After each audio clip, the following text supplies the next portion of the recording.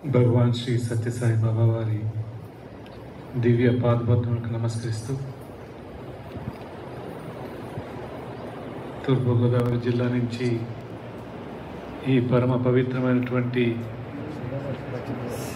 పర్తి పుణ్యక్షేత్రానికి పశ్చిమ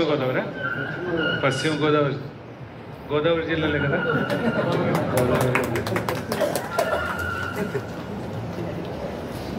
పశ్చిమ గోదావరి జిల్లా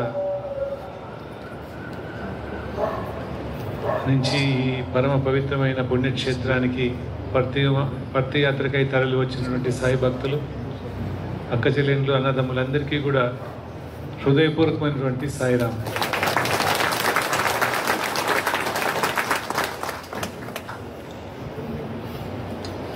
గోదావరి జిల్లాల నుంచి సత్యసాయి భక్తులు దాదాపు 60 సంవత్సరాలు పైబడి ప్రశాంత్ నిలయానికి వస్తున్నారు. ఆంధ్ర రాష్ట్రంలో చాలా ప్రముఖమైనటువంటి భక్తులు ఒకవేళ మనం లిస్ట్ చేయాల్సిన పరిస్థితి వస్తే ప్రముఖంగా గోదావరి జిల్లాల నుంచి చాలామంది ఉన్నారు.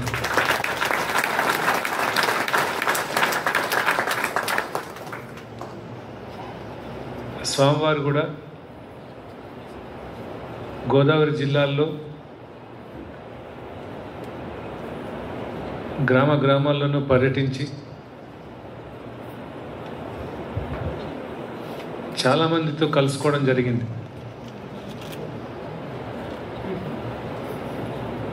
ఎంతోమంది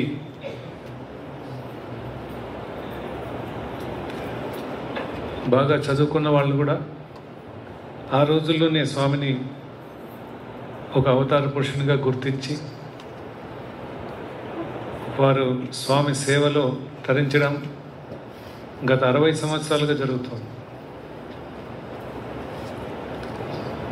స్వామి యొక్క జన్మదిన వేడుకలు ఎప్పుడు జరిగినా, ప్రశాంతిలో జరిగే గురు పూర్ణిమ వేడుకలు కానీ, దసరా వేడుకలు కానీ, ఎప్పుడు ఏ సేవా కార్యక్రమాలు జరిగినా ప్రముఖంగా ఆంధ్ర రాష్ట్రంలో గోదావరి జిల్లా వాళ్ళ యొక్క పార్టిసిపేషన్ ఎప్పుడు కూడా చాలా ఎక్కువగా ఉంటూ వస్తుంది.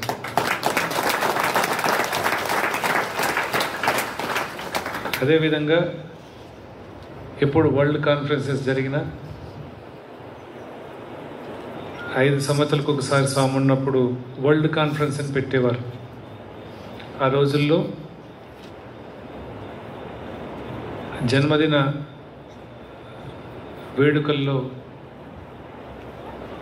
భోజనాలు తయారు చేయడం కానీ, వడ్డించడం కానీ, ఇతరత్ర సేవలు సలపడంలో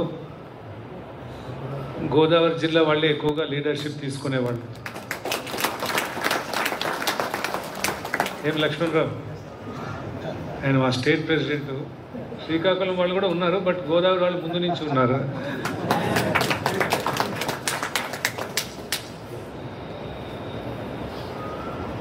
కామావధాని గారు ఎక్కడ? కామావధాని గారు గోదావరి జిల్లానే కదా. కామావధాని గారు అని ఇక్కడే స్వామి దగ్గరే ఉండిపోయి వారు స్వామిని చూసిన తర్వాత వాళ్ళ శేష జీవితాన్ని మొత్తం ఇక్కడే స్వామి దగ్గరే ఉండేవారు. స్వామితో అంత అనుబంధంగా ఉండేవాడు. ఇంకా చాలామంది గండికోట సుబ్రహ్మణ్యం గారు వాళ్ళ మొత్తం ఫ్యామిలీ అంతా ఉన్నారు. ఇంకా చాలామంది ఉన్నారు. జంధ్యాల తపోవనం చేశారు. అంటే అక్కడి నుంచి చాలా పేర్లు ఉంటాయిలేండి, అంటే వీళ్ళు గుర్తులేదు కానీ చాలా ఉన్నాయి. అంటే మరి గోదావరి నీళ్ల ప్రభావము, ఆ క్షేత్ర ప్రభావము, అక్కడ భక్తి కొంచెం ఉంది, ఆల్రెడీ రెడీగా ఉంటుంది అనేది. అందుకే ఒకసారి స్వామి ఏకదాటిగా 35 రోజులు గోదావరి జిల్లాల్లో టూర్ చేశారట. 35 రోజులు చేశారట. కంటిన్యూస్గా వెళ్తూ ప్రతిరోజు ఒక 5-6 గ్రామాలు తిరుగుతూ, ఆ టైంలోనే వీళ్ళందరూ కలవడం. పాపం ఇప్పుడు కదా, ఇప్పుడు అన్ని మట్టి రోడ్లు అంటున్నాడు. అప్పుడు గట్టి రోడ్లు ఏమి లేవులేండి, అన్ని మట్టి రోడ్లే అప్పుడు. అలాంటి టైంలో కూడా ఒక అవతార పురుషుడు వారి భక్తుల్ని దేవుడు ఎలా ఎక్కడుంటాడు, మద్భక్త ఎత్ర గాయంతి తత్ర తిష్టామి నారద. ఒకసారి నారదుడు మహావిష్ణువుని మీ అడ్రస్ చెప్పండి స్వామి అని చెప్తే, చెప్తాను రాసుకొని నారద అన్నాడంట మహావిష్ణువు. ఏం చెప్పాడు? మద్భక్త ఎత్ర గాయంతి తత్ర తిష్టామి నారద. నా భక్తులు నన్ను ఎక్కడైతే ఆరాధిస్తారో అక్కడే తిష్ట వేసుకొని కూర్చుంటానయ్యా అని చెప్పారు. అంటే అందుకే స్వామి దాదాపు 35 రోజులు వారు అక్కడే 1968 సంవత్సరంలో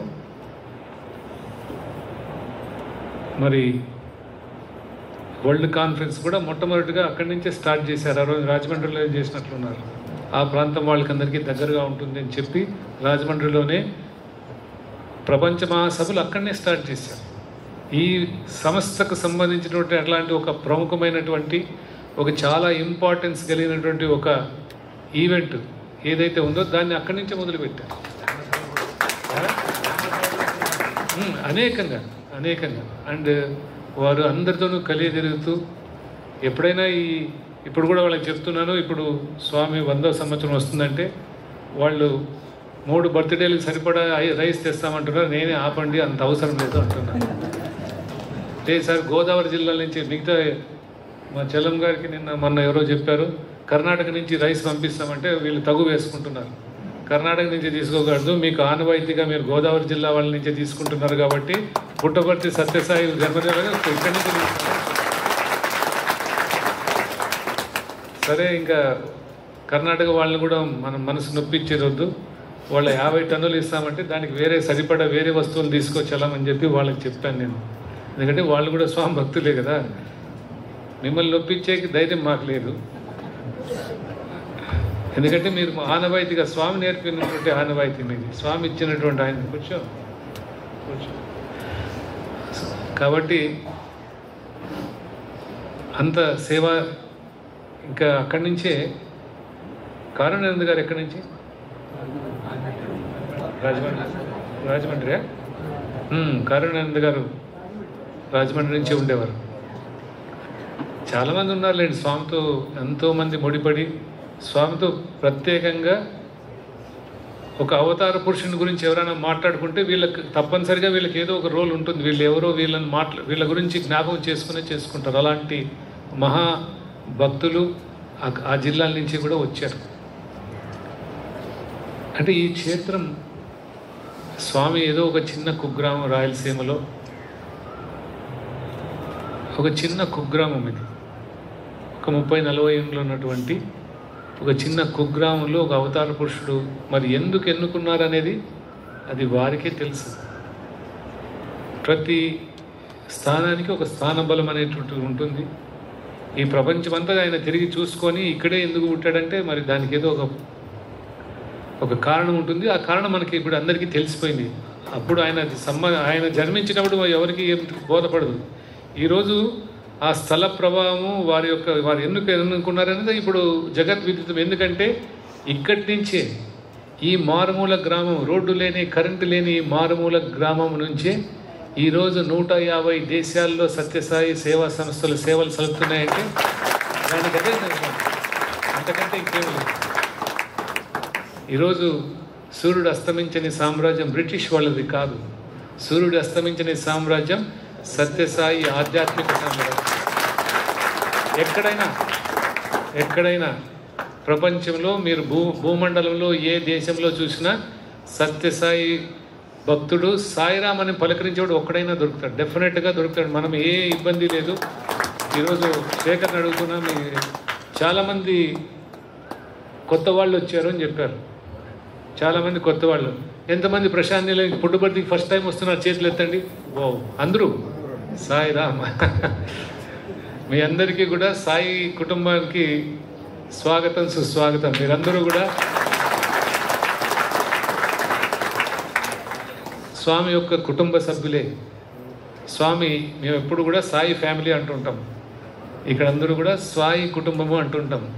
సాయి కుటుంబం అంటే ఏదో ఇంట్లో 2 బ్రదర్స్ సిస్టర్స్ ఉండి పోట్లాడుకునే కుటుంబం కాదు.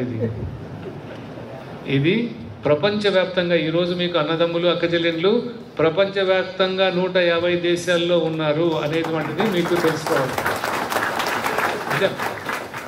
ఎందుకంటే అంత ఆప్యాయంగా చూసుకుంటారు. సాయిరామ్ అని చెప్తేనే వాళ్ళకి అంత కనెక్షన్ ఉంటుంది. ఇక్కడ నేను మామూలుగా కూడా ఒక అబ్బాయి ఇక్కడ మా దగ్గర గ్రామంలో అబ్బాయి ఎక్కడో చదువుకున్నాడు, అతనికి లండన్లో సీట్ వచ్చిందంట.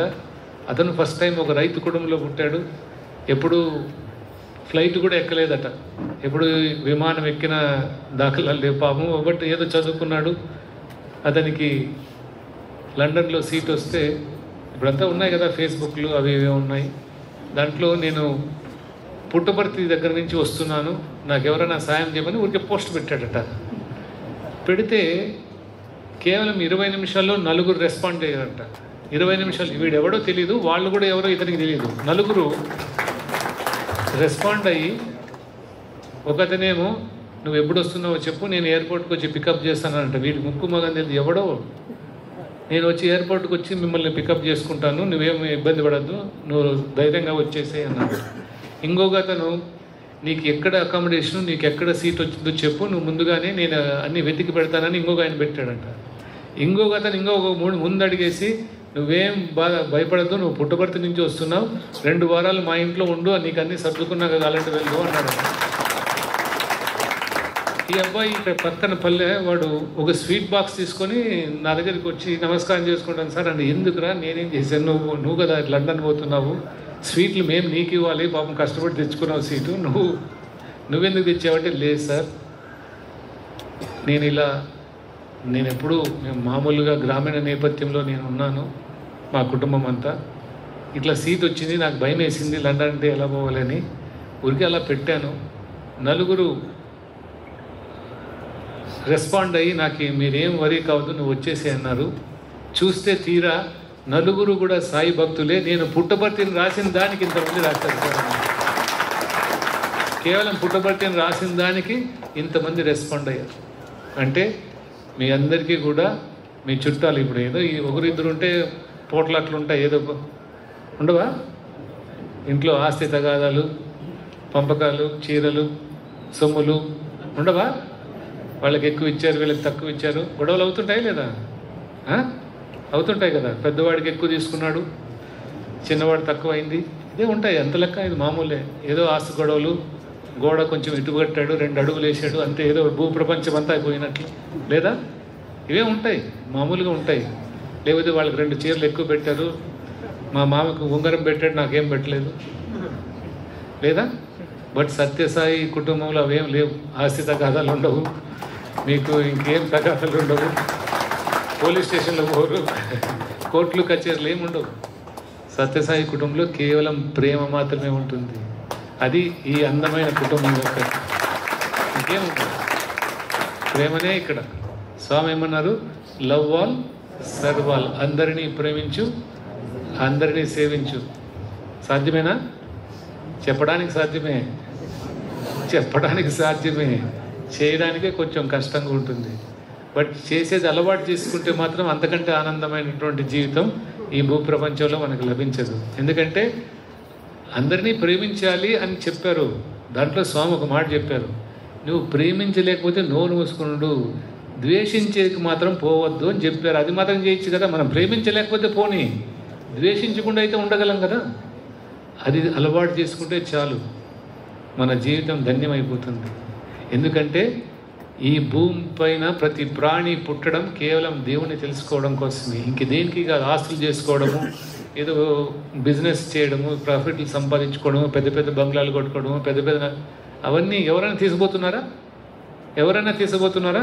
స్వామి చెప్పేవారు, వచ్చినప్పుడు ఎక్కడి నుంచి వచ్చామో ఎవరు చెప్పరు, పోయేటప్పుడు ఎక్కడ పోతున్నామో చెప్పరు. ఓన్లీ మధ్యలో ఇవన్నీ పోన్లే. ఎవరో మన వాళ్ళు చాలా ప్రేమించిన వాళ్ళు పోయినారంటే మళ్ళీ నెక్స్ట్ రోజు భోంచేయకుండా ఉంటుంటామా? సాయంకాలానికి టీ తాగు, వీక్ అవుతున్నావు అంటారు, పొద్దున్నే మళ్ళీ కాఫీ టీ అవుతుంది, టిఫిన్ పెడతారు, ఉప్మా పెడతారు లేదా ఏదో చేస్తారు. కొంచెం అట్లా 2 రోజులు అవుతూనే మళ్ళీ నార్మల్, ఇంకా మళ్ళీ ఏదో సినిమా వచ్చిందంటారు, తీసుకెళ్తారు. అంతా షరా మామూలే కదా. మర్చిపోతుంటాం. మరుపు అనేది ఉండాలి మనసుకు. ఇంకా ఇప్పుడు దేవుడు అట్లాంటి ఇచ్చాడు. దేవుడు ఆ వరము, మరుపు అనేది కూడా ఒక వరం. లేకపోతే మనిషి ఇక్కడ ఉండడానికి వీలే కాదు. ఆ మనసుకు మరుపు వేయలేదంటే కష్టమవుతుంది. కాబట్టి అంతా ఇది తగిలించుకున్నట్టువే. స్వామి అన్ని పెట్టుకున్నవే పుట్టింది కాదు ఇవన్నీ అంటారు. ఇవన్నీ బంధాలన్నీ పెట్టుకుంటాం, ఉండాల్సిందే, బంధం లేకుండా ఎట్లుండే అవుతుంది. ఈ జగత్తులో పుట్టినాక ఇవన్నీ ఉంటాయి. అయితే దీంట్లోనే మనం భగవంతుని వెతుక్కోవాలి. మన జీవితం అనేటువంటిది ఇక్కడ ఉన్నప్పుడే మనం దాన్ని తెలుసుకోవాలి. స్వామి అనేవారు, నేను దేవుణ్ణి, మీరు కూడా దేవుడే. నాకు ఆ విషయం తెలుసు, మీకు తెలియదు కాబట్టి మీకు తెలియజెప్పడానికి నేను వచ్చాను అన్నారు స్వామి. ప్రతి ఒక్కరిలోనూ ఉన్నది భగవంతుడే, ప్రతి ఒక్కరిలోనూ ఉన్నది ఆ పరమాత్మనే అనేటువంటి నిజాన్ని ప్రపంచానికి చాటడానికే భగవాన్ శ్రీ సత్యసాయిబాబా యొక్క అవతారం మొత్తం అంతా. ఆయన అవతారం 1920 సంవత్సరంలో పుట్టినప్పటి నుంచి వారు ఈ శరీరాన్ని చాలించే వరకు కేవలం దాన్నే చెప్పారు. అందరినీ ప్రేమించండి, అందరినీ ప్రేమగా ఉండి. అది తప్ప ఇంకేమి ఈ ప్రపంచంలో ఏది శాశ్వతం కాదు. ఒక మంచి మాట చెప్పండి, అందరూ గుర్తుపెట్టుకుంటారు. అదే ఒక చెడ్డ పని చేస్తే అది కూడా గుర్తుపెట్టుకుంటారు. ఎందుకంటే చెడ్డ చేశారని గుర్తుపెట్టుకుంటారు, మంచిగా ఎవరు గుర్తుపెట్టుకోరు. మంచినే పోషించాలి. అందుకే స్వామి అన్నారు, వాళ్ళ బ్రదరు శేషంరాజు గారు ఈయన ఇలా అన్నీ చేస్తూ ఉంటే కొంచెం భయపడ్డారంట. ఏమో అన్నీ చేస్తున్నావు నువ్వు, మాకు తెలియదు, మేము చాలా నార్మల్ కుటుంబం అది, ఎందుకు నాయనా ఇవన్నీ చేస్తున్నావు, ఇవేమైనా చెడ్డ పేరు చేస్తావేమో అని పాపం ఆయనకి ఒక ఆతృతతో ఒక లెటర్ రాశాడు. ఆయన నువ్వు తమ్ముడు, ఆయన బాబా యొక్క అన్న, రాస్తూ నువ్వేమో చేస్తున్నావు, నీ రకరకాలుగా ఏవో చెప్తున్నావు, మాకేం అర్థం కావట్లేదు, నువ్వు ఇవన్నీ చేసి ఎక్కడైనా మన ఇంటికి చెడ్డ పేరు. అంటే ఆ కాలంలో వీళ్ళకేం పెద్ద పేరుందని కాదు, అంటే కుటుంబాల్లో గ్రామాల్లో ఎంత వాళ్ళ యొక్క గౌరవాన్ని అంత ఇదిగా తీసుకునేవారు అనేది. నువ్వేమైనా చెడ్డ పేరు చేస్తావేమో అని పాపం ఆయన రాస్తే అప్పుడు బాబా ఆయనకు ఉత్తరం రాశారు. 18 ఏళ్ళ సమయంలో అప్పుడు ఆయన రాశారు, నువ్వేం వరీ కావద్దు అన్నగారు, మీరేం వరీ కావద్దండి దీని గురించి అని ఒక మాట చెప్పారు. కుచితమ్ము నే మదికి నేర్పకుందు, అట్టి పేరు నా చెడపంగ తరమగునే ఇలను. అంటే నేను ఎవరికి చెడ్డ నేర్పించడం లేదు కాబట్టి ఈ భూమి పైన నా పేరును చెడగొట్టేకి ఎవరికి సాధ్యం కాదు అని చెప్పి వాళ్ళ ఫాదర్కి రాశారు, వాళ్ళ తండ్రి అన్నకు రాశారు. అంటే నేను చెప్పేదే మంచి, నేను చేసేది మంచి, ఎవరికి చెడ్డ చేయడం లేదు, చెడ్డ చెప్పడం లేదు. నా పేరు ఎవరు చెడిపోక అవుతుంది ఈ భూ ప్రపంచంలో అని చెప్పి వారు వాళ్ళ అన్నగారికి అంటే సర్ది చెప్పి, మీరేం ధైర్యంగా ఉండండి, మీకేం వరి కాదు, నేను చెప్తున్నదే చేస్తున్నంత మంచి మార్గమే, సన్మార్గమే బోధిస్తున్నానని అప్పుడు చాలా బ్యూటిఫుల్గా లెటర్ రాశారు. నేను ఎందుకు వచ్చాను, నా కార్యక్రమం ఏమని ఆ లెటర్లో రాశారు ఆయన. అంటే ఆ ఏజ్లోనే రాశారు. అవతారం యొక్క మొత్తం తన కార్యక్రమాన్ని అంతా, సన్మార్గము వీడి చెరిగించే వాళ్ళని పట్టి కాపాడుచుండుటే దీక్ష నాకు. అంటే ఈ ధర్మాన్ని వీడి ఏదైనా పెడమార్గంలో పోయి వాళ్ళందరినీ సన్మార్గంలో తెచ్చేకే నేను నా దీక్ష అని చెప్పి అప్పుడు రాసుకున్నారు. అది రాస్తూ ఈ మాట అంటారు. కాబట్టి సత్యసాయి ఎందుకు ఈరోజు ఇంత ప్రపంచవ్యాప్తంగా మరి ప్రజలు, వాళ్ళకు భాషలు తెలియదు, చాలామందికి మన భాష తెలియదు, వాళ్ళ సంస్కృతి వేరు, వాళ్ళ ఆచారాలు వేరు, వాళ్ళ తిండి అన్నీ వేరే, వాళ్ళు పెరిగినటువంటి పరిస్థితులు వేరు. అయినా ఇక్కడికి వచ్చి పాపం పొద్దున్నే క్యాంటీన్లో ఇడ్లీ సాంబార్ తింటుంటారు. వాళ్ళకి ఇడ్లీ సాంబార్ అంటేనే తెలియదు, పాపం తింటుంటారు. ఇట్లా నెలలు ఉంటారు, ధ్యానం చేసుకుంటూ భజన చేసుకుంటూ పొద్దున సాయంకాలం ఇక్కడే ఉంటారు. శివరాత్రి రోజు అయితే మీరు చూడాలి, అసలు మన వాళ్ళు అయితే నిదానంగా వస్తారు. ఇప్పుడు స్వామి లేదనేది ఒక అపోహ ఉంటుంది. అయితే వాళ్ళు మొన్న ఈసారి 2 గంటలకు ఉన్నారు, మధ్యాహ్నం ఎండలో, ఏప్రిల్ ఫిబ్రవరిలోనే ఇప్పుడు వచ్చింది. మధ్యాహ్నం 1:30కి అంతా కాచుకొని ఉన్నారు వాళ్ళు ఎండలో. ఒక 50-60 మంది, మీ కారు నిలిపి ఎందుకు ఇక్కడ ఉన్నారు, మీకు ఏమైనా ఇబ్బంది అని అడిగాను. లేదు మేము కుల్వంత్ హాల్లోకి దర్శనానికి పోవడానికి అన్నారు. అది 5 గంటలకు కదా, మీరు ఎందుకు ఇక్కడ ఉన్నారంటే లేదు మాకు ముందు సీటు పోతుందని. ఇప్పుడు మొన్న ఈ శివరాత్రికి దాదాపు 100 మంది ఉన్నారు అక్కడ. సో వాళ్ళకి స్వామి పట్ల అంత ఎక్కడి నుంచి వచ్చిందంటే ఇక్కడ ఉన్న ప్రభువు అలాంటి వాడు. అతను ఎప్పుడు కూడా నీ ఇంట వెంట జంట ఉంటానని ప్రామిస్ చేశారు. నీ ఇంట నమ్మక చెడినవాడు ఉన్నాడేమో కానీ నమ్మి చెడినవాడు లేడు, ఉండడు, ఉండబోడు అని చెప్పారు బాబా. అంటే ఒకవేళ నన్ను నమ్మలేదంటే వాళ్ళ ఇష్టం, అది ఎవరు ఫోర్స్ చేయట్లేదు. బట్ సత్యసాయిని నమ్ముకున్న వాడు ఎప్పుడు కూడా చెడిపోడు. ఇప్పుడే కాదు, లేడు, ఉండడు, ఉండబోడు అని చెప్పి ప్రామిస్ చేశారు ఆయన. అంటే అంత కంటికి రెప్పలా కాపాడుకునే ఒక అద్భుతమైనటువంటి ప్రేమమూర్తి భగవాన్ శ్రీ సత్యసాయి బాబా. ఈరోజు అందుకే కోటాను కోట్ల మంది ఇన్ని దేశాల్లో, ఇండియాలో ఎన్ని సెంటర్లు ఉన్నాయి తెలుసా? సమితులు దాదాపు 8,000 సమితులు ఉన్నాయి. 28 రాష్ట్రాల్లో, ఎన్ని రాష్ట్రాలు? 30 రాష్ట్రాల్లో, ప్రతి రాష్ట్రంలోనూ సత్యసాయి సేవా సంస్థలు సేవలు జరుపుతున్నాయి. ప్రతి రాష్ట్రానికి ఒక అధ్యక్షుడు. 500 జిల్లాల్లో సత్యసాయి సేవా సంస్థలు సేవలు సలుపుతున్నాయి. 150 దేశాల్లో సత్యసాయి సేవా సంస్థలు ఉన్నాయి. మరి ఎవరు తీసుకెళ్ళి? చైనాలో పెట్టమని ఎవరు చెప్పారు? ఎందుకు పెడుతున్నారు? చైనాలో ఎక్కడైనా సరే మనకెక్కడో ఇక్కడ కారం చేడు, లేకపోతే ఇక్కడ ఏదో కర్ణాటకలో కోలార్ అంటే అది ఇక్కడ మన ప్రాంతము తెలిసినవాడు. చైనా వాడికి ఏం సంబంధం? నేను ఒక చైనా వాళ్ళంతా వచ్చి కలిసిపోతున్నారు. ఒకరోజు చైనా నుంచి వచ్చారు. వచ్చి ఒక 5-6 మంది, వాళ్ళకి మన భాష రాదు, నేను చెప్పేది వాళ్ళకి అర్థం కాదు, వాళ్ళు చెప్పేది నాకు అర్థం కాదు. ఏదో ఒక ఆయన మధ్యలో ఇంగ్లీష్లో రానిపోని పొడి ఇంగ్లీష్లో మాట్లాడుతున్నాడు. ఏమి వచ్చారు అన్నాను. అంటే ఏదో ఆల్బమ్ తీశారు, పెద్ద మైదానం మాదిరి కనపడుతుంది, ఏమి ఇప్పుడు ఇదేంటి అని అడిగాను. అంటే మందిర్ కడతారు అన్నారు. ఇప్పుడు చైనాలో మందిర్ ఎవరు కడతారా? మీరు అంతమంది ఉన్నారా? మీరు కట్టేకవుతుందా? స్వామి కూడా భౌతికంగా లేరు, మీరు కట్టగలరా? అంటే లేదు, మేము కట్టాలని నిర్ణయం చేసుకున్నాం, మేము కడతాము అన్నాం. సరే మంచిది అన్నా. ఎన్నాళ్ళు పడుతుంది మీకు? ఒక 5 ఏళ్ళు ఏమైనా పడుతుందేమో అనుకున్నాను నేను. అంటే అక్కడంతా ఉంటుంది. అంటే లేదు, నెక్స్ట్ ఇయర్కి మేము రెడీ చేస్తాము అన్నారు. మరి మీకు గవర్నమెంట్, చైనాలో గవర్నమెంట్ ఒప్పుకుంటుందా ఇదంతా? కమ్యూనిస్ట్ గవర్నమెంట్ అంటే లేదు, అన్నీ మాకు లోకల్ గవర్నమెంట్ నుంచి పర్మిషన్లు ఉన్నాయి, అన్నీ ఉన్నాయి అన్నారు. మంచిది, మరి కడదామంటే మంచిది కదా, మంచిది అని చెప్పాను. మళ్ళీ అదే ఒక సంవత్సరం తిరగకుండా మళ్ళీ అదే గ్రూప్ వచ్చారు, మళ్ళీ ఆల్బమ్ తెచ్చారు. ఏంటి మళ్ళీ వచ్చారు, ఇంకా కట్టడం మొదలు పెట్టారంటే, కట్టడం మొదలు పెట్టారు కదా, పూర్తి అయిందని మళ్ళీ ఆల్బమ్ చూపిస్తున్నారు. 15,000 స్క్వేర్ ఫీట్ భజన మందిరం, 15,000 స్క్వేర్ ఫీట్ భజన మందిరం. ఆ ఫోటోలు చూస్తే నేను ఆశ్చర్యపోయాను. నువ్వు ఇనాగరేషన్కి రావాలి, మీ చేతుల మీద ఇనాగరేషన్ చేయంటే, నాకు ఆ రోజు మరి స్వామి ఎందుకో చైనాకు పంపించేది ఇష్టం లేకనో మరి, అంటే ఆ టైంలో నాకు ఆ రోజు దసరా ఉండింది ఇక్కడ, నేను పోలేకపోయాను. బట్ ఏదో టైంలో వెళ్ళాలా అని అయితే ఉంది. ఎందుకంటే అది కళ్ళారా మేము చూస్తున్న స్వామి మహిమ. చైనాలో అంత పెద్ద మందిరం కట్టుకొని, దాని పేరు సత్యసాయి బాబా మందిరం అని పెట్టుకొని, అక్కడ ఆ చిన్న టౌన్లో వీళ్ళంతా లైట్లు వేశారట, స్ట్రీట్ లైట్స్ అవన్నీ వేశారట. వేస్తే దాంట్లో వాళ్ళు చెప్తున్నారు, వాటన్నింటినీ బాబా లైట్స్ అంటారంట లోకల్స్ అంతా, అంటే బాబా వేయించారు. సో ఇలా ఎక్కడెక్కడో మారుమూల ప్రాంతంలో, మారుమూల గ్రామాల్లో కూడా సాయి యొక్క ఆ మహిమలు.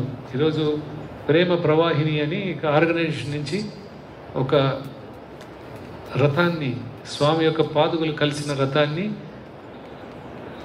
భారతదేశంలో 5 జోన్స్గా ఏర్పాటు చేసి 5 రథాలను పంపిస్తుంటే, హిమాచల్లో మొన్న ఎప్పుడో ఒక వీడియో పెట్టారు.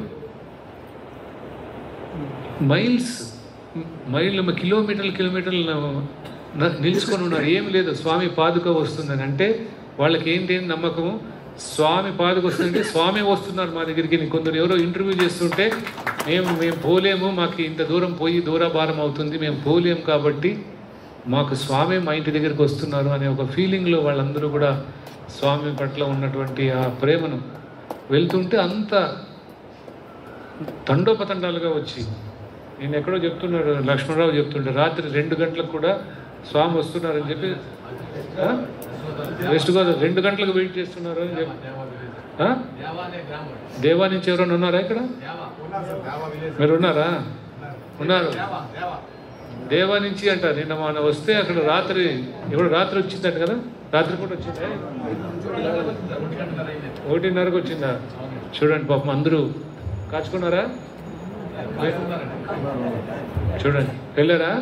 చూడండి, అంటే రాత్రి 1:30 పైన వస్తుంటే పడుకొని పొద్దునే చూస్తామనుకుంటారు కదా మామూలుగా. వర్షంలో కూడానా? వర్షం అంటే మీ మీ అందరికీ కూడా అభిషేకం జరిగింది అయితే.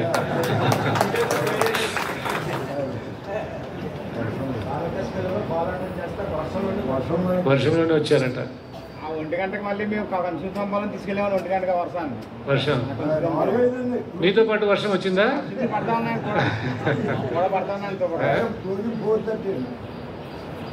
చూడండి ఎలా ఉంటుందో.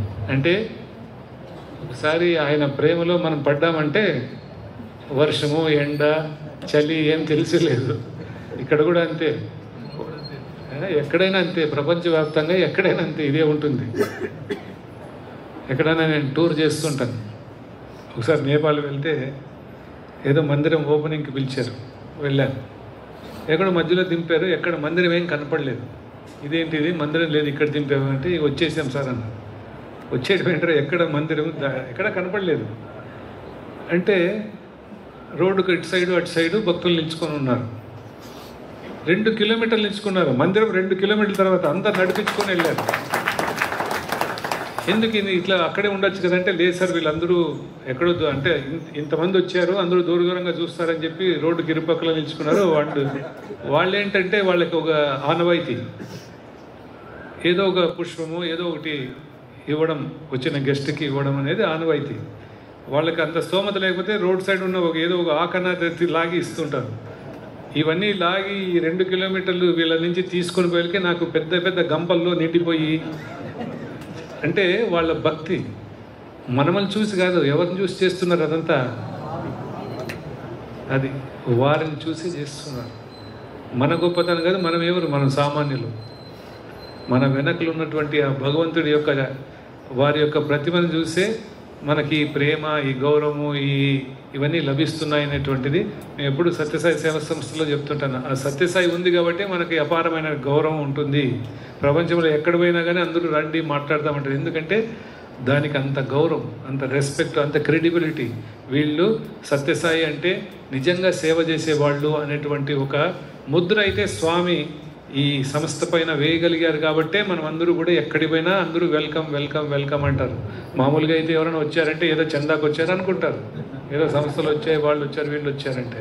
సత్యసాయి వాళ్ళు వచ్చారంటే పిలిచి కూర్చోబెట్టి ఏం సార్ అంటారు. ఎందుకంటే వాళ్ళు చందాలు పోరు, ఏదో ఇవ్వడానికి వచ్చి ఉంటారు వాళ్ళు అనేది సత్యసాయి యొక్క. అందుకే స్వామి అన్నారు, నేను ఇక్కడ ఎక్కడైనా హుండీ కనపడిందా మీకు? ఎక్కడైనా హుండీ కనపడిందా? హుండీ కనపడదు, ఉండదు. ఎందుకంటే ఎందుకు కనపడలేదంటే ఉండదు కనుక. ఇక్కడ ఉండదు.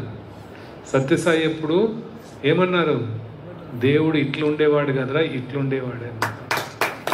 దేవుడు మీరు ఇచ్చేదానికి చేయి చెప్పేవాడు కాదు. మీరేమి ఇవ్వగలరు దేవుడికి? ఈ ప్రపంచమే దేవుడిది. మనం కూర్చున్న నేల ఎవరిది? మనం పీలుస్తున్న గాలి ఎవరిది? ఇదంతా వారి సృష్టిలో ఉన్నటువంటి భాగమే. మనం ఏమి ఇవ్వగలము? మామూలుగా అంతా మొక్కులు చేస్తుంటారు. ఎక్కడ? వెంకటరామ స్వామికి, వెంకటేశ్వరునికి 1 కోటి రూపాయలు నాకు ప్రాఫిట్ వస్తే 10 లక్షలు నీ హుండీలో తెచ్చి వేస్తామని. అంటే 90 లక్షలు స్వామికి లాసు. అంతేనా? 1 కోటి రూపాయలు ఆయన ఇవ్వాలా, మీరు 10 లక్షలు హుండీ ఇస్తారు. ఎవరికి లాస్ అయింది ఇప్పుడు? వెంకటేశ్వరునికి లాస్. ఆయన 1 కోటి రూపాయలు మీకు ఎందుకు ఇవ్వాలా? నీ 10 లక్షలు ఆయన ఎందుకు తీసుకోవాలా? ఆయన 1 కోటి రూపాయలు ఆయనే పెట్టుకోవచ్చు కదా. అంటే ఇట్లాంటి ట్రాన్సాక్షన్, బిజినెస్ చేస్తుంటాం దేవుడితో. నువ్వు అది ఇస్తే మేము ఇది ఇస్తాం, లేకపోతే మాకు బాగా జరిగిందంటే ఇంకో మొక్కుంటారు. ఏమొస్తారు? తలనీలాలు ఇస్తామని. చాలా ధైర్యంగా పోయి చెప్పేసి వస్తుంటారు తలనీలాలు. ఆయన ఏం చేసుకుంటాడు పాపం తలనీలాలు? అంటే ఇస్తున్నారు, దాని యొక్క ఎందుకు ఇస్తున్నామని కూడా ఆలోచించారు. ఓకే చెప్తారు మాకు అదైతే ఇస్తున్నాం. కేవలం దేవుని తలనీళ్ళు ఇవ్వడం దీనికోసం కాదు. అంటే మా అహంకారాన్ని, ఎందుకంటే జుట్టు కురులు అనేటువంటిది మనిషి కొంచెం అలంకారప్రాయంగా ఉంటాయి. మీ దగ్గర మాకు ఏ భేషజాలు లేవు. మీ దగ్గర మేమందరూ కూడా కంప్లీట్ సరెండర్గా శరణార్థి స్థాయిలో మేము మీకు మీ పాదాల దగ్గర మేము బాధాక్రాంతులం అవుతున్నామని చెప్పి కురుల్ని ఇవ్వడం. కేవలం ఇదేదో మా ఇంట్లో పెళ్లి చేశారు, లేకపోతే మా వాడికి ఉద్యోగం ఇచ్చారని కురులు ఇస్తే దానికే ఉండేది వెంకటేశ్వర స్వామి కాదు. దానికి కాదు. ఇంకా మనందరికీ తెలుసు, ఒకవేళ అది నిజంగా మళ్ళా పెరగవంటే ఎవరైనా ఇస్తారా? ఎవరైనా ఇస్తారా? తిరిగి ఆ కురులు పెరగవంటే అంతే, ఎవరు ఉండరు. కాబట్టి అంత ధైర్యంగా చెప్పడం ఏమంటే మళ్ళీ వస్తాయిలే అన్నట్లు అంతా. అన్ని మోసాలు మనం చేస్తుంటాం. దేవునికి ఏదో మోసం చేస్తుంటాం, మనల్ని మనమే మోసం చేసుకుంటూ ఉంటాం. స్వామి కథ చెప్పేవారు. అంటే ఈ కర్మ సిద్ధాంతం గురించి చెప్తూ ఒకడు ఒక ఆఫీస్ చేరాడట. ఆఫీస్లో పోయి ఆఫీస్కి పోయినప్పుడు మామూలుగా అంతా మీరు తెలిసి ఉంటుంది, మీ ఇంట్లో మధ్యాహ్నం వాళ్ళు భోజనానికి రాలేరు, దూరం అంటే ఏం చేస్తాం మనం? ఇంట్లో ఏదో బాక్స్ కట్టిస్తారా లేదా? ఏదో కట్టిస్తుంటారు, బాక్స్ కట్టించారట. అట్లా వాడు బాక్స్ డైలీ తీసుకొచ్చేది. ఒక వారం రోజులు కొత్తవాడు కదా, కొత్తగా వచ్చాడు, ఏదో తింటున్నాడు. కొంచెం అలవాటు పడ్డారు, చుట్టూ ఉన్నటువంటి వాళ్ళంతా ఫ్రెండ్స్ అంతా అలవాటు పడ్డారు. డైలీ వాడు తీసుకొచ్చేది. ఏం ఓపెన్ చేస్తాను ఏముంది తెలుసా? ఉప్మా ఉండేదంట. ఉప్మాని పాడు ఉప్మా ఏడు తింటాను, ఇది అయ్యే పని కాదు, ఏదో తిట్టుకుంటూ ఉండేవాడంట. వాళ్ళు చూస్తున్నారు, ఆయన చుట్టూ ఉన్నటువంటి ఆ ఉద్యోగులు, సహ ఉద్యోగులు ఉన్నారు కదా, డైలీ ఏం ఉప్మా ఇది, పాడు ఉప్మా అనేది మళ్ళీ ఏదో తిట్టుకుంటూ తినేది. సో ఒక 2-3 రోజులు ఇట్లా జరిగి చూసినారు, వారం రోజులు చూశారు. ఒకరోజు వాడిని, కాదురా డైలీ ఉప్మా తెచ్చుతున్నావు, ఇక్కడికి వచ్చి నువ్వు పాపం ఇబ్బంది పడి ఏదో తిట్టుకుంటా తినలేక తింటున్నావు, ఎందుకు ఇంత కష్టము? మీ ఇంట్లో నీ భార్యకి చెప్తే ఆమె ఏదో ఇంకొక రోజు దోశలు, ఇంకొక రోజు ఏదో ఇంకొక అటుకులు, ఇంకోటి ఏదో చేస్తుంది కదా, వడలు ఏవో చేస్తుంది, ఎందుకు డైలీ ఉప్మా? ఆమెకు చెప్పు, చేయొద్దు, వేరే చేయమని చెప్పంటే నాకు పెళ్లి కాలేదు అన్నాడట. సరే అయితే మీ తల్లికి చెప్పు, మరి తల్లి ఇంట్లో ఉంటే, అమ్మగారు ఉంటే చెప్పండి అన్నాడు. లేదు మా అమ్మ నా దగ్గర ఉండదు, మా అమ్మ ఎక్కడ ఉంది, నేను ఉద్యోగానికి ఇప్పుడు వచ్చానంట. అవునా, మీ తల్లి లేదు ఇక్కడ, నీ భార్య లేదు, అయితే నేను వంట మనిషిని పెట్టుకున్నామంట. లేదు నేను వంట మనిషి కూడా లేరు, నాకు ఎవరు లేరు అన్నమాట. మరి ఎవరైనా సప్లై చేస్తున్నారేమో, ఎవరైనా ఇస్తున్నారేమో ఎక్కడ హోటల్ నుంచి అని చెప్పి వాడికి చెప్పంటారు. వాడు చేస్తానంటే నేను ఎవడు సప్లై చేయలేదు అన్నాడట. మరి ఎక్కడి నుంచి వస్తుందంటే నేనే చేసుకుంటున్నాను అన్నాడట. మరి బడవ నువ్వెందుకు చేసుకుంటున్నావు, మరి వచ్చి తిట్టడం ఎందుకు, నువ్వే అంటే అది సులభం అవుతుంది కాబట్టి చేస్తున్నాను డైలీను, ఇవన్నీ మిగతావన్నీ అన్నీ రుబ్బాలా, అవన్నీ చేయాలా, ఇదైతే ఊరికి రవ్వ వేసి చేసేసుకొని వస్తాను, అది సులభం అవుతుంది అన్నారట. స్వామి కథ ఎందుకు చెప్పారు తెలుసా? చెడ్డ పనులు చాలా సులభంగా చేస్తుంటాము, అవి అనుభవించేటప్పుడు మాత్రం నీ ఉప్మా మాదిరి అనిపిస్తుంది, అయ్యో ఎట్లా కష్టం వచ్చింది అని. అది చేసేకి సులభమైనటువంటివన్నీ కూడా అనుభవించేటప్పుడు కష్టంగా ఉంటాయి, చేసేకి సులభంగా ఉంటాయి. ఉప్మా మాదిరి సులభంగా ఉంటుంది, బట్ అవి తినాలంటే ప్రాబ్లం అవుతుంది. కొన్ని చెడ్డ పనులు చాలా సులభంగా చేస్తుంటాం, దాని ప్రతిఫలాన్ని అనుభవించేటప్పుడు మాత్రం చాలా ఇబ్బంది కలుగుతుంటుంది, నొప్పి కలుగుతుంటుంది. కాబట్టి స్వామి ఏమన్నారు? Help ever, hurt never. ఎవరిని ఇబ్బంది పెట్టద్దు, ఎందుకంటే అవి తిరిగి మనకే వస్తాయి. స్వామి ఎంత బ్యూటిఫుల్గా చెప్పారు. మంచినైనను చెడ్డనైనను కొంచెమైనను తుంచకుండా బ్రహ్మ మీకిచ్చిన బరువుమాల కంటాన కర్మమాల అన్నారు. అంటే మంచినైనను చెడ్డనైనను కొంచెమైనను తుంచకుండా, డిస్కౌంట్ లేదు దాంట్లో. మనం ఏం చేస్తే అదంతా మనకే, మన అకౌంట్లోనే పడుతుంది. మనకే ఒక మాలగా కూర్చి బ్రహ్మ మడిలో వేసి కిందికి పోతున్నాడు, భూమి పైనకి వస్తున్నాడు, పంపిస్తాడు. మరి అది మనం చేసుకుంటే మనకి వస్తుంది. అది గుర్తు చేసుకుంటే మనం ఎవరిని బాధించము, ఎవరిని దుఃఖపెట్టము, ఎవరితోనూ మనము క్రిటిసైజ్ చేయము. సర్వదేవతా నమస్కారం కేశవం ప్రతిగచ్చతి. ఎవరికి నమస్కరించినా ఆ కేశవునికే చేరుతుంది. నమస్కరించినప్పుడు చేరినప్పుడు, తిరస్కరించినా కానీ సర్వదేవతా తిరస్కారం కేశవం ప్రతిగచ్చతి. ఎవరిని మనం క్రిటిసైజ్ చేసినా, ఎవరిని మనం తూలనాడినా, ఎవరిని ఇబ్బంది పడినా ఆ కేశవునికే చేరుతుంది. ఎందుకంటే ప్రతి ఒక్కరిలో ఉన్నది ఆ భగవత్ స్వరూపం అనేటువంటిది ఈ భారతీయ సాంప్రదాయంలోనే చెప్పారు. ఇంకెక్కడ కానీ ఎవరు చెప్పలేకపోయారు. ఎందుకంటే ఇక్కడే ఈ భారతీయ ఈ గడ్డపైనే మహా ఋషులు, యోగులు, మునులు తపస్సు చేసి వాళ్ళు దైవాన్ని సాక్షాత్కరించుకున్నటువంటి ఏకైక పుణ్యభూమి ఏదైనా ఉంటే ఈ భారతదేశం. అందుకే దేవుళ్ళు అవతారాలన్నీ ఇక్కడే వచ్చాయి, ఈ దేశంలోనే వచ్చాయి. ఇంకెక్కడైనా ఏ దేశమైనా చెప్పండి, ఒక 2 అవతారాలు పుట్టిన దేశం ఏదైనా చెప్పగలరా ఈ భూ ప్రపంచంలో? ఎక్కడ పట్టంలో ఎక్కడైనా కానీ చెప్పలేము. కేవలం ఇంకెక్కడైనా అక్కడ కనబడినా వాళ్ళందరూ కూడా ఇండియాకి ఎక్కడో వచ్చిపోయినట్లు కనబడుతుంటుంది, 1-2 ఉంటే. కాబట్టి ఇలాంటి ఒక పుణ్యక్షేత్రం ఇది. ఈ భారతదేశంలో ఎక్కడే కానీ కుటుంబ విలువలు కానీ, కుటుంబ వ్యవస్థ కానీ, ఒక ఆప్యాయతలు కానీ, ప్రేమలు కానీ, ఇంతకుముందు పూర్వకాలంలో అతిథి దేవోభవ ఎందుకు పెట్టుకున్నారు? ఎవరైనా మన పల్లెల్లో కానీ మన ఇంటి దగ్గర కానీ ఎవరైనా కానీ అతిథులు వస్తే వాళ్ళకి భోజనం పెట్టకుండా పంపించిన రోజులు. భారతదేశంలో భోజనం అమ్మిన రోజులు లేనే లేవు. అందుకే భారతదేశం అన్నపూర్ణ అన్నారు. ఎందుకంటే ఎప్పుడు కూడా అమ్మినది లేదు. ఎప్పుడంటే హోటల్స్ ఇవన్నీ వచ్చేసినాయి, అందరూ అన్నీ వచ్చేసాయి కాబట్టి అది అంటే కలికాలం కొంచెం. బట్ ఏదైనా కానీ ఈ దేశం యొక్క ఔన్నత్యం, ఈ దేశంలో అంత గొప్పవారు ఉన్నారు కాబట్టే మనకి ఈ సాంప్రదాయాలు, కాబట్టే అవతార పురుషులు ఇక్కడ రావడం. ఎవరో అడిగారు స్వామిని, స్వామి ఎందుకు భారతదేశంలోనే అవతారాలన్నీ ఎందుకు వస్తుంటాయి అని ఒకసారి అడిగితే స్వామి ఏం చెప్పారు తెలుసా? ఏం చెప్పారు తెలుసా? ట్రైన్ ఉంటుంది అనుకోండి, ట్రైన్ వస్తుంది. మీరు ట్రైన్లో వచ్చారు కదా, ట్రైన్లో వచ్చారా బస్సులో వచ్చారా? కొంతమంది ట్రైన్లో వచ్చారు. ట్రైన్లో వచ్చినప్పుడు ట్రైన్కి డ్రైవర్ ఉంటాడా? డ్రైవర్ ఉంటాడు కదా. డ్రైవర్ ఇంజన్ రూమ్లో ఉంటాడా, కంపార్ట్మెంట్లో ఉంటాడా? ఎక్కడ ఉంటాడు? కంపార్ట్మెంట్లో ఉంటాడు కదా, ఇంజన్ రూమ్లోనే ఉంటాడు. అందుకే స్వామి అన్నారు, ఈ ప్రపంచంలో ఉన్న దేశాలన్నీ కూడా కంపార్ట్మెంట్లు అయితే భారతదేశం ఇంజన్ రూమ్ రా. అందుకే దేవుడు దీన్ని నడిపే డ్రైవర్ ఎక్కడ ఉండాలి? ఇంజన్ రూమ్లో ఉండాలి. ఈ ఆధ్యాత్మిక రైలుని ఇంజన్ రూమ్లో ఉండి నడిపించడానికి భగవంతుడి అవతారంగా ఈ ఇంజన్ రూమ్లోకే భారతదేశంలోనే అనేక సార్లు వస్తున్నారు. మిగతావన్నీ కంపార్ట్మెంట్లు, ఇది ఇంజన్ రూమ్ అని చెప్పారు. కాబట్టి ఇలాంటి ఒక దివ్యమైనటువంటి క్షేత్రంలో మనము ఒక దేశంలో పుట్టాం. ఇక్కడ కోర్స్ కలికాలంలో అన్నీ కొన్ని మారుతున్నాయి. మారినంత మాత్రాన కొన్ని బాహ్యంగా మారుతుంటాయి. ప్రతి సీజన్లోనూ ఆకులు ఏం చేస్తాయి? చెట్లు ఆకులు రాల్చుకుంటాయి. ఆకులు రాల్చినంత మాత్రాన దాని మొదలను మార్చుకుంటుందా? తన వేర్లు మార్చుకుంటుందా? లేదు. ఆకులు మాత్రం మారుతుంటాయి, బాహ్యంగా ఏవో మారుతుంటాయి. అయితే మన విలువల్ని, మన కొమ్మ ఏదైతే ఉందో, కాండం ఏదైతే ఉందో దాన్ని అలానే ఉంటుంది. అదేవిధంగా మన యొక్క ఈ అత్యున్నతమైనటువంటి విలువలు, మన యొక్క సనాతన విలువలన్నింటినీ కూడా మనం ఎప్పుడూ అలానే పెట్టుకొని, మిగతావేవో వస్తున్నాయి బాహ్యంగా వచ్చిన చిన్నవన్నీ చేసుకోవాలి. ఇప్పుడు సెల్ ఫోన్లు వచ్చినాయి, మేము వాడమంటే కాదు. ఇప్పుడు అంతే సెల్ ఫోన్ యుగం.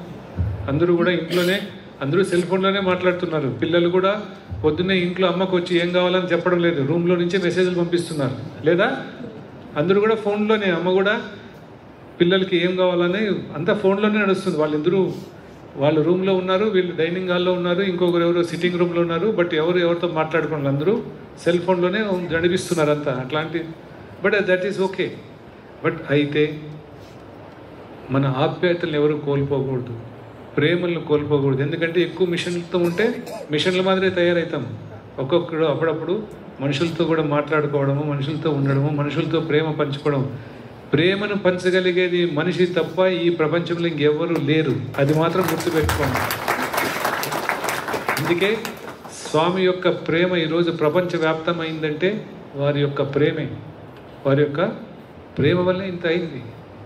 కానీ మనకి అహంకారంతో ఎక్కడో మనము ఇవన్నీ మర్చిపోయి మన దీంతో అన్నీ మనకు తెలుసు, అన్నీ మన చోటే ఉన్నాయి, మన గుప్పెట్లో ఉన్నాయి అని అనుకుంటున్నాం. స్వామి ఒక్కటి చెప్పేవారు, మహాభారతంలో యుద్ధం బ్రహ్మాండంగా జరిగింది, అంత భీకరమైనటువంటి యుద్ధం జరిగింది.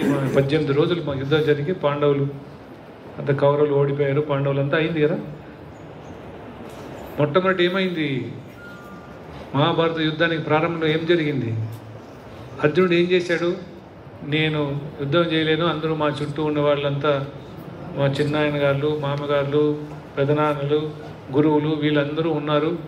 నేను వీళ్ళతో అయితే నేను యుద్ధం చేయను, నా వల్ల కాదు, అంతా మా సొంత వాళ్ళతో నేను ఎట్లా చేస్తాను అని ఆయన మొండికేసి కూర్చుంటే అప్పుడు ఏం చేశాడు? కృష్ణుడు విశ్వరూప దర్శనాన్ని ఇచ్చి భగవద్గీతను ప్రబోధించాడు. ఆయనకు విరాట్ స్వరూపాన్ని చూపించాడు. అన్నీ చూశాడు, అన్నీ చూసి రైతు అయినాడు. అంతా అయిపోయింది, యుద్ధం అయిపోయింది. పాండవులు ఇద్దరికి యుద్ధంలో ఎవరు గెలిచరు. యుద్ధంలో ఇద్దరూ పోగొట్టుకుంటారు. అయిన వాళ్ళందరినీ ఇద్దరు పోగొట్టుకున్నారు. వీళ్ళు కూడా అభిమన్యుని పోగొట్టుకున్నారు, పాండవులందరినీ పోగొట్టుకున్నారు. అందరూ ఉంటారు, ఎలానే ఉంటుంది. కాబట్టి యుద్ధం అయ్యాక రథంలో అర్జునుడికి రథసారథి ఎవరు? కృష్ణుడు. సో ఆయన తోలుకొని ఇంటికి ప్యాలెస్కి వచ్చాడట. వస్తే అర్జునుడికి ఎక్కడో నా వల్లే గెలిచామని ఒక అహంకారం, గెలిచామని ఆయన విజయ గర్భంతో కూర్చొని ఉన్నాడు ఆయన వెనకలా. అప్పుడు సడన్గా ఆయనకి ఎందుకో ఆలోచన వచ్చిందంట, కృష్ణుడు ఓన్లీ డ్రైవర్ కదా అన్నట్లు అనిపించింది ఆయనకి. అనిపిస్తే అప్పుడు కృష్ణుడు దిగు బావా అన్నాడట. దిగురా నాన్న నువ్వు కిందికంటే ఫస్ట్ నువ్వు దిగు అన్నాడట. అర్జునుడు కృష్ణునికి ఫస్ట్ నువ్వు దిగు అన్నాడు. లేదు నువ్వు దిగు అన్నాడు. అంటే ఈయనకి ఫస్ట్ డ్రైవర్ దిగి ఓపెన్ చేయాలి కదా. మామూలుగా మనం అంతా పోతుంటాం కదా, మనకి మన వాళ్ళు పోయి కారు ఆపుతూనే డ్రైవర్ దిగి మనకు పరిగెత్తుకొని డ్రైవర్ అట్లా. ఆయనకి ఎందుకు అట్లా అనిపించింది, అది కొంచెం మాయ. దిగు అన్నట్టు 2 సార్లు చెప్పాడు కృష్ణుడు, 3 సార్లు కూడా చెప్పాడు దిగు ఫస్ట్, నువ్వు దిగురా నేను వస్తాను అంటే లేదు నువ్వు దిగు ఫస్ట్ అన్నాడంట. అంటే కృష్ణుడికి అప్పటికి అర్థమైంది వీడికి ఏదో తల సరిగా లేదని. దిగుతావా లేదా అని చెప్పి గద్దించాడంట. అంటే ఇంక మళ్ళీ ఏమొస్తుందో ఉపద్రవం అని చెప్పి భయపడి దిగేశాడు. దిగినాక కృష్ణుడు ఆ రథంలోనే కూర్చున్నాడు. ఉన్నట్లుండి ఎగిరి కుప్పించి దుంకేశాడంట బయటికి. దుంకుతూనే ఆ రథం అంటుకుందంట, అగ్నిజ్వాలలో కాలిపోయిందంట. అప్పుడు అర్జునుడికి అర్థం కాలేదు. చూసి అయ్యో స్వామి ఏంటిది అంటే, రే వాళ్ళు వేసిన అస్త్రాలని నా కాళ్ళ కింద నేను నొక్కొని పెట్టుకున్నాను కాబట్టి నువ్వు బతుకున్నావురా. ఎలాంటి వాళ్ళు ఉన్నారు, భీష్ముడు, ద్రోణాచార్యుడు, అశ్వత్థామ, వాళ్ళన్నీ ఎంతెంత వస్త్రాలని ఎంతెంత పవర్ఫుల్ అస్త్రాలను వదిలారు. అవన్నిటికీ నువ్వేదో పెద్ద తట్టుకున్నానని నీకు ఒక పొగురు వచ్చింది. అవన్నీ నా కాళ్ళ కింద నేను తొక్కున్నాను కాబట్టి నువ్వు బతుకున్నావు. ఇప్పుడు నేను దిగితే నువ్వు కూడా కాలిపోయిండేవాడివి. నువ్వు దిగినాకనే నేను దుంకాను, లేకపోతే నువ్వు కూడా పోయిండేవాడివి. అంటే అహంకారం. విశ్వరూపాన్ని చూశాడు. అంటే మనిషికి మనసు ఎలా ఉంటుంది అనేది ఎప్పుడు స్వామి అనేవారు, mind is like A monkey. అంటే మనస్సు కోతి, చంచల స్వభావం, ఎప్పుడు కూడా మంకీ మాది తిరుగుతూ ఉంటుంది. అది ఒక చోట ఉండదు, దానికి ఏదో ఒక చంచలత్వం. ఎంత చూసినా ఎంత చెప్పినా మళ్ళీ ఏదో ఒక ప్రాబ్లం ఉంటుంది. విశ్వరూపాన్ని చూశాడు, అన్నీ చేశాడు, ఆయన శక్తి అంతా చూశాడు. బట్ ఎక్కడికో అక్కడ మాయ కప్పుతుంది. మనం మామూలు మనుషుల మాదిరి ఆయన అనుకొని, అంటే అహంకారం మనిషిని ఎక్కడైనా ఏ టైంలో అన్నా కానీ కప్పి మతి భ్రమింపజేస్తుంది. అందుకే మనం అందరూ కూడా మనమే చేస్తున్నాం. కొంచెం ఒక 10 లక్షలు 50 లక్షలు కానీ అకౌంట్లో ఉండి అప్పులు లేకుండా ఉంటే ఎవడి మాట వింటున్నారా? వింటారా? సరిగా ఏమి లేదు ఇంట్లో అన్నీ సరిగా ఉన్నాయంటే ఎవడి మాట వింటారా? అహంకారం, అన్నీ బాగున్నాయని ఎవడరా వాడు అంటారు లేదా? ఎవరి మాట వినరు. పెద్దల పట్ల గౌరవం ఉండదు, చెప్పే మాట వినరు. చిన్న దాంట్లకి ఏమి ఉండదు, ఏమి ఉండని వాళ్ళంతా మాట్లాడతారు. అట్లాంటి అహంకారం ఎందుకు? అది అలాంటి పని చేయిస్తుంది. కాబట్టి వినయాన్ని నేర్చుకోవడమే ఆధ్యాత్మికత, ప్రేమను పంచడమే ఆధ్యాత్మికత, సేవను చేయడమే ఆధ్యాత్మికత. అందుకే స్వామి సేవా మార్గాన్ని సూచించారు. కలియుగంలో మన పొద్దునే 3 గంటలకు లేచి మీరు ధ్యానాలు చేయంటే అది కుదరదు. ఎందుకంటే 12 గంటల దాకా సీరియల్ వస్తాయి. ఎక్కడవుతుంది? కాదు, నాట్ పాసిబుల్. ఏం అవుతుందా? సినిమాకి పోతారు, సాధ్యం పడదు. ఎందుకు మరి? ఎందుకు ఆయనకు చెప్పలేదు? అందుకే చెప్పారు ఆయన, మీరు ఏం చేయక్కర్లేదు, పొద్దున్నే లేయండి, మామూలుగా మీ మీ మీ మీ పనులు మీరు చేస్తుండండి. ఎప్పుడో సాటర్డే సండే అయినా సేవ చేయండి కదా, సమితికి రండి, అక్కడ భజనలు. మనకి ఎన్ని సమితులు ఉన్నాయి గోదావరి జిల్లాలో? 21 సమితులు ఉన్నాయి. భజన మండలు 32 భజనలు ఉన్నాయి. ఏదో ఒక టైంలో అలా కనెక్ట్ పెట్టుకోవాలి. దేవుడితో కనెక్షన్ అనేది ఎప్పుడు ఉండాలి. అది ఏదో ఏటీఎం కాదు కదా. దేవుడు ఎప్పుడు కావాలంటే అప్పుడు పోయి కార్డు పెట్టేసి ఇది నాకు కావాలని అడిగి, మన కష్టం ఉన్నప్పుడు మాత్రం కరెక్ట్గా పరిగెత్తాం అక్కడికి. స్వామి మా అమ్మాయికి పెళ్లి కావట్లేదు, పెళ్లి చేయండి. మళ్ళీ అయిపోతేనే మళ్ళీ అంతే. పిల్లలు కలగలేదంటే మళ్ళీ అప్పుడు గుర్తొస్తాడు స్వామి, అన్నవరం స్వామి వస్తాడు, మళ్ళీ అక్కడికి పరిగెత్తాం. ఇలా ఒక్కొక్కరి దగ్గరికి పోతూనే ఉంటాం ఏదో ఒకటి.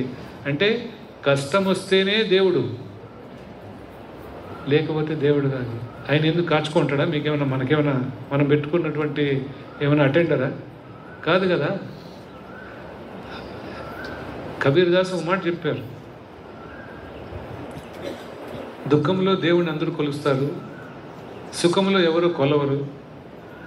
సుఖంలో కొలిచేవాడికి దుఃఖం ఎందుకు వస్తుందయ్యా అన్నాడు అన్నమాట. అంటే అది మనం తెలుసుకోవాల్సింది. ఎందుకంటే మన యొక్క మంచి చెడులతో ముడిపడి ఉంటాడు దేవుడు. దేవుని కంటే మించిన బెస్ట్ ఫ్రెండ్ లేడు అని బాబా చెప్తుండేవారు. దేవుడి కంటే మించిన బెస్ట్ ఫ్రెండ్ లేరు. ఎందుకంటే మామూలు ఫ్రెండ్స్, నీకు మంచి అధికారం ఉంది, అందరూ నమస్కారం సార్, అది సార్, ఇది సార్ అని తెస్తారు, ఫ్రూట్స్ తెచ్చిస్తారు, డ్రై ఫ్రూట్స్ ఇస్తారు, అన్నీ చేస్తారు. లేదా పనసకాయ బిర్యానీ పెడతారు, అన్నీ చేస్తారు. పదవి పోయిందనుకోండి ముఖం చాటేస్తారు. మీకు బాగా డబ్బులు ఉన్నాయనుకోండి అందరూ పిలుస్తారు. ఏమేమి ఉంటాయి మీకు అంటే ఒబ్బట్లు, పూలొచ్చారు అంతా పెడతారు బాగా. లేదు డబ్బులు కొంచెం లాస్ వచ్చిందనుకోండి ఏం చేస్తుంటారు? మళ్ళీ ఇక్కడ డబ్బులు అడుగుతారేమో అని చెప్పి ముఖం చాటేస్తుంటారు. స్వామి అనేవారు, ఫండ్స్ బాగుంటే ఫ్రెండ్స్ బాగుంటారా అని. ఫండ్స్ బాగుంటే ఫ్రెండ్స్ బాగుంటారు అంటే ఫండ్స్ నిల్ అయితే ఫ్రెండ్స్ నిల్లే, ఫండ్స్ ఫుల్ అయితే ఫ్రెండ్స్ ఫుల్లే. దాన్ని చూసిపోతారు. కాదు, భగవంతుడు ఒక్కడే మనకు నిజమైన స్నేహితుడు. మనకు ఎట్లా ఉన్నా, ఏ స్థితిలో ఉన్నా, ఏ కారణం ఎక్కడ ఉన్నా వారు ఒక్కరే చూస్తుంటారు. కాబట్టి మన స్నేహితం భగవంతుడితో పెట్టుకోవాలి అని చెప్పారు స్వామి. కాబట్టి ఈ పుట్టపర్తి పుణ్యక్షేత్రానికి మీరందరూ ఈరోజు వచ్చారు. ఒకసారి ఒక స్టేట్ ప్రెసిడెంట్ స్వామి దగ్గరికి వెళ్ళి, స్వామి చాలామందిని కొత్త వాళ్ళని తీసుకొచ్చామన్నారంట. శేఖర్, చాలామందిని కొత్త వాళ్ళని తెచ్చామన్నారంట. స్వామి ఏం చెప్పారు తెలుసా? రే, నీకు కొత్త వాళ్ళు కాదరా, నాకు కొత్త వాళ్ళు కాదు, నాకు వాళ్ళంతా పాత వాళ్ళే అన్నారు. సో ఈరోజు ఒకసారి చేతులు ఎత్తండి, ఎంతమంది కొత్తగా వచ్చారు? మీరెవరు కొత్త వాళ్ళు కాదు, స్వామి చెప్పారు వీళ్ళంతా నాకు పాత వాళ్ళే, వాళ్ళ జన్మ జన్మలుగా ఎరుగుతుంది నేను అని చెప్పారు స్వామి. సో దేవునికి ఎవరు కొత్త వాళ్ళు కాదు, దేవునికి మనం అందరూ కూడా పాత వాళ్ళమే. మాకేదో ఇక్కడ ఉన్న వాళ్ళకి కొత్తగా కనిపిస్తుంటాం, బట్ దేవుడికి ఎందుకంటే స్వామి ఏమన్నారు? 10,000 గుర్రాలు మిమ్మల్ని కట్టి లాక్కొని వచ్చినా నా ఆజ్ఞ లేనిదే ప్రశాంతి నెలలో అడుగు పెట్టడానికి వీలు కాదన్నారు స్వామి. కాబట్టి మీరందరూ ఇక్కడ వచ్చారంటే ఆ స్వామి మిమ్మల్ని రప్పించుకున్నారు. దానికి స్వామి మిమ్మల్ని మీ పేరు రాసి పర్తి యాత్రలో రండి అని చెప్పి మీకు. సో ఈరోజు మీరందరూ ఈ పుణ్యక్షేత్రంలోకి వచ్చారు. మీరు ఈ క్షేత్రంలో నుంచి ఇప్పటి నుంచి స్వామి యొక్క అనుగ్రహం మీ అందరిపైన నిండుగా మెండుగా దండిగా ఉండాలని, మీరు మీ పిల్లలు మీ కుటుంబం అందరూ కూడా ఆయుర ఆరోగ్య ఐశ్వర్యాలతో బాగా ఉండాలని, ఆ స్వామి యొక్క చల్లని చూపులు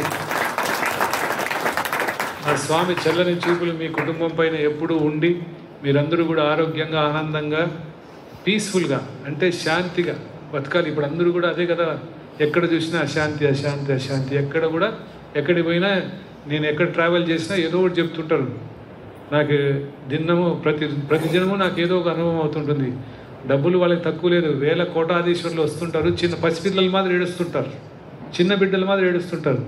ఏంటంటే వాళ్ళ ఇంట్లో ఏదో కొరత, ఎంత ఉండని ఏదో ఒక కొరత ఉంటుంది. ఆ కొరత తీర్చడానికి సాధ్యపడేది ఒకే ఒక దైవత్వం వల్లనే సాధ్యమవుతుంది. ఇంకెవ్వడు ఈ ప్రపంచంలో ఉన్న ప్రతి ఒక్కడికి కూడా ఎంత సంపాదించు, ఈ ప్రపంచానికే కుబేరుడుగా, నువ్వు మహా బిజినెస్గా, నువ్వు ప్రైమ్ మినిస్టర్గా, ప్రెసిడెంట్గా, ఏమనక ఏదైనా కానీ ఆ మనసులో కొంచెం కొరత ఉంటుంది. ఎందుకంటే మనం మామూలు సామాన్య మనుషులే.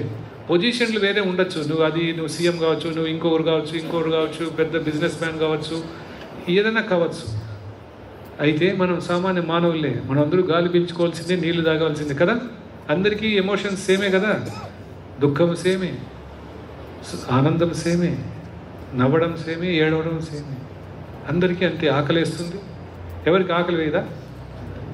కుబేరులకైనా కానీ దాహం వేస్తే ఏం తాగాల? నీళ్ళు తాగాల్సిందే. ఆకలిస్తే భోజనం చేయాల్సిందే. ఎవరికి ఎక్సెప్షన్ లేదు ఇక్కడ. అందుకే సృష్టి అందరికీ సమానం, అందరికీ సమానం. ఇక్కడ ఏ తారతమ్యాలు ఉండవు. భగవత్ సృష్టి అందరికీ సమానంగానే ఉంటుంది. ఎందుకంటే అందరూ ఒకే గాలి పీల్చుకోవాల్సిందే, నీరు ఒకే తాగాల్సిందే, ఒకే నేలపైన నడవాల్సిందే. ఎవరు గాల్లో ఎగరడానికి వీలు కాదు. నాకు డబ్బు ఎక్కువ ఉందంటే నేను గాల్లో ఎగరలేను. డబ్బు ఎక్కువైతే ఇంకా ప్రాబ్లమ్స్ కొన్నిసార్లు త్వరగా బీపీ షుగర్లు అన్నీ వచ్చేస్తుంటాయి. అయితే టెన్షన్ పడి ఉంటారు ఎక్కువ, లేదా?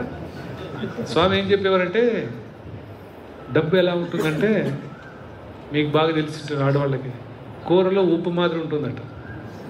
ఎక్కువ ఉప్పు వేస్తే తినేక అవుతుందా? ఉప్పు ఎక్కువైంది అనుకోండి తినేక అవుతుందా? తినలేము. అది ఏం ఉప్పే లేదనుకోండి సప్పగా ఉంటుంది, తినలేము. ఎట్లా ఉండాలి? ఉప్పు సమానంగా సరిపాలలో ఉండాలి. స్వామి కూడా అదే చెప్పారు. ఏదైనా కానీ మనకు తగినంతగా ఉండాలి. ఎక్కువైనా ఇంకో డబ్బు ఎక్కువైతే ఏమవుతారు? కాపలాదారు అవుతాడు, వాచ్మెన్ అవుతారు అని చెప్తుండ్రు స్వామి. దాన్ని కాపాడుకునేకే మన లైఫ్ అంతా. దీన్ని ఎవరు ఎత్తకపోకూడదు, ఎవరు డిస్ప్యూట్ పెట్టకూడదు. ఇంకా దానిపైన ఇంకా అదే వాచ్మెన్ డ్యూటీ. శ్రీమంతుడి నుంచి వాచ్మెన్ డ్యూటీకి పడతాడు వాడు. ఏమి లేదనుకో అదొక ప్రాబ్లం, మరి ఇబ్బంది, ప్రతిదానికి ఇబ్బంది ఉంటుంది.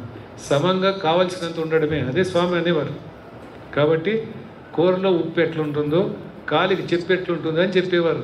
కూరలో ఉప్పు కాలికి చెప్పు. సైజు పెద్దగా ఉందనుకో నడిచేకవుతుందా? సైజు చాలా టైట్ ఉందనుకో నడిచేకవుతుందా? ఎట్లుండాలి? కంఫర్టబుల్గా ఉండాలి. అప్పుడే మనం ఎంత దూరమైనా నడవగలుగుతాం. చాలా టైట్ వేసుకుంటే నడవలేము, చాలా పెద్దది వేసుకున్నా నడవలేము. కాబట్టి కూరలో ఉప్పు మాదిరి, పాదాలకు చెప్పు మాదిరి ఉండాలా మన వెల్త్ అనేవారు. అంటే దాన్ని తక్కువ చేయడం కాదు, మన యొక్క దృష్టి అట్లా ఉండాలి. ఉంటుంది భగవంతుని కృపతో. స్వామి ఎప్పుడు మీరు ఆస్తులు కలగకూడదు, డబ్బు సంపాదించుకోకూడదు, మీరు బిజినెస్ చేయకూడదు అని ఎప్పుడు చెప్పలేము. ఆయన దగ్గర ఉన్న అన్ని స్టూడెంట్లకు కూడా పెళ్ళిళ్ళు చేశారు, వాళ్ళకి పిల్లలకి అన్నప్రాసన చేశారు, కేశఖండనం చేశారు, అక్షరాభ్యాసం చేశారు, అన్నీ చేస్తున్నారు, ఉపనయనాలు చేశారు, అన్నీ చేశారు. అంటే వారు ఈ దైనందిన జీవితం అనేటువంటిది సామాన్యంగా సాగిపోవలసిందే, దాంట్లో ఏ తప్పు లేదు. అయితే మన జీవితాన్ని ఆధ్యాత్మమయం చేసుకోండి అనేది ఒకటే భగవాన్ శ్రీ సత్యసాయిబాబా వారు ప్రపంచానికి చేశారు. ఎందుకంటే ఏం చేసినా ఒక ఆధ్యాత్మిక ధోరణిలో చేయండి, అంటే మంచిగా ఉండండి, మంచిగా ఉండండి. ట్రాన్స్ఫర్మేషన్ అంటారు, అవునా? ఎక్కడ అవుతారు? అవ్వాలి కదా, అవ్వాలి. ట్రాన్స్ఫర్మేషన్ అంటే మారడం. మన మనసు మారాలి, వ్యక్తులు మారేది కాదు, మనసు మారాలి. మనసు మారితే మనిషి మారుతాడు. మనస్సే మనిషికి కారణమంతా అంతే. కారణం మనైవ మనుష్యానం కారణం బంధమోక్షయో. మన ఏవ మనుషుల్లో బంధానికి కానీ ముక్తికి కానీ కారణం ఏంటంటే మనస్సే. స్వామి ఎంత బ్యూటిఫుల్ చెప్పారంటే, ఒక తాళం కప్పు ఉంటుంది కదా, లాక్, తాళం, దాన్ని ఒకే కీ ఉంటుంది, ఒకే తాళం కప్పు ఉంటుంది. మనం రైట్కి తిప్పామనుకో లాక్ అవుతుంది, లెఫ్ట్కి తిప్పామనుకో ఓపెన్ అవుతుంది. ఈ మనస్సు అంతే, అట్లనే ఉంటుంది. మన ఏవ మనుష్యానం కారణం బంధమోక్షయో. ఈ మనస్సు అనే కీని హృదయంలో పెట్టి భగవంతుని పట్ల తిప్పామనుకోండి ఫ్రీ అయిపోతాం. అదే ప్రపంచం పట్ల తిప్పామనుకోండి లాక్ అయిపోతాం. ప్రపంచంకి తిప్పితే లాక్ అవుతున్నాం, భగవంతుని పక్కన అటు సైడ్ తిప్పితే ఫ్రీ అయిపోతున్నాం. ఒకే లాకే, ఒకే ఇది.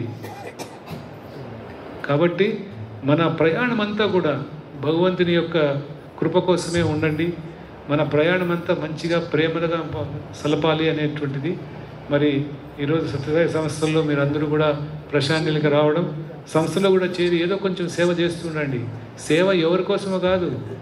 వివేకానంద ఒక మాట చెప్పాడు, is a fool who says he serves others. అంటే ఇతరులకు సేవ చేస్తాను అనే వాడికి వాడు మూర్ఖుడు అన్నాడు వివేకానంద. ఎందుకంటే ఎవరికి సేవ చేయము. మనం ఏం చేసినా ఆ సేవ వల్ల వచ్చే పుణ్యం ఎవరికి వస్తుంది?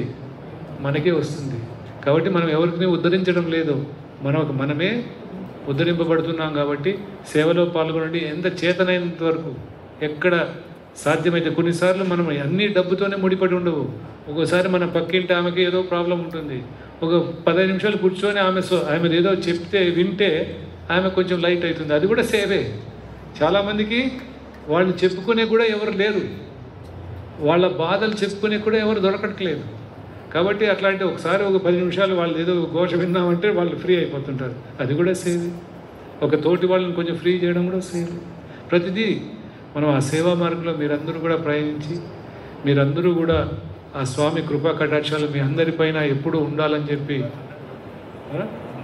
స్వామిది ఈసారి సత్యసాయి శత జయంతి ఉత్సవాలు అంతా వస్తారా? అందరూ వస్తారా? ఎంతమంది వస్తారు చెప్పండి. నవంబర్లో ఉన్న ఎంతమంది వస్తారు? మిగతా వాళ్ళు ఎవరు చేతులు ఎత్తడం లేదు. డిస్ట్రిక్ట్ ప్రెసిడెంట్ అందరూ రండి, చాలా వైభవంగా ఉంటుంది. మీరు చూసి కనీ విని ఎరుగు రీతిలో ఉంటుంది. అంటే ఎక్కడైనా మీకు సాధ్యమైతే రండి, లేకపోతే మీ వాళ్ళు అక్కడ సాయి మందిరాలు ఉంటాయి కదా, మందిరాలు చేయండి. బట్ ఇక్కడికి వచ్చి చూస్తే అదొక ఆ వైభవాన్ని చూడడం కూడా అదొక కొత్త రకమైనటువంటి అనుభూతి. డెఫినెట్గా అది అందరూ కూడా ప్రపంచవ్యాప్తంగా వేచి ఉన్నారు, చాలామంది కాచుకొని ఉన్నారు, అన్ని ఏర్పాట్లు కూడా చేస్తున్నారు. టికెట్స్ బుక్ అయినాయంటే నేను స్పెషల్ ట్రైన్ ఇప్పిస్తాను, మీ వాళ్ళంతా చేతులు ఎత్తే రండి. ఎక్కడున్నా స్వామి కృపకు పాత్రలు కావాలి. మీరందరూ కూడా ఆనందంగా ఉండండి. ప్రశాంతి నిలయం బాగుందా? కొత్త వాళ్ళందరికీ బాగుందా? ప్రశాంతంగా ఉందా? అందుకే స్వామి దీన్ని శాంతి నిలయం పెట్టలేదు, ప్రశాంతి నిలయం. అంటే శాంతి అంటే ఊరికి మొన్న కామ్గా ఉండేది, ప్రశాంతి అంటే ఎక్కడ ఉంటుంది? ఇన్సైడ్ ఉంటుంది. అందుకే దీన్ని ప్రశాంతి నిలయం అన్నారు. అందుకే ఈరోజు కూడా వేల కిలోమీటర్ల నుంచి వస్తున్నారు. ఇక్కడికి వస్తే మనస్సు ప్రశాంతంగా ఉండాలి. ఏసీ రూమ్లో ఉండి మనసు ప్రశాంతంగా లేకపోతే ఏం ప్రయోజనం? చల్లగా ఉంటుంది బయట, ఏసీలో కూర్చుంటాం, బట్ టెన్షన్, ఏం ప్రయోజనం? మనసు ప్రశాంతంగా ఉంటే ఎండలో ఉన్నా మనకేం ప్రాబ్లం లేదు, ఎందుకంటే ప్రశాంతంగా ఉంటాం కాబట్టి ప్రశాంతత అంటే లోపల ప్రశాంతత ఉండాలి, బయట ప్రశాంతంగా ఉంటే ప్రయోజనం లేదు, మనం ఉండలేం. కాబట్టి ఆ ప్రశాంతతను స్వామి మీకు ప్రసాదించి మిమ్మల్ని అందరినీ కూడా కంటికి రెప్పలా కాపాడాలని ప్రార్థిస్తూ సెలవు తీసుకుంటున్నాను. సాయిరాం.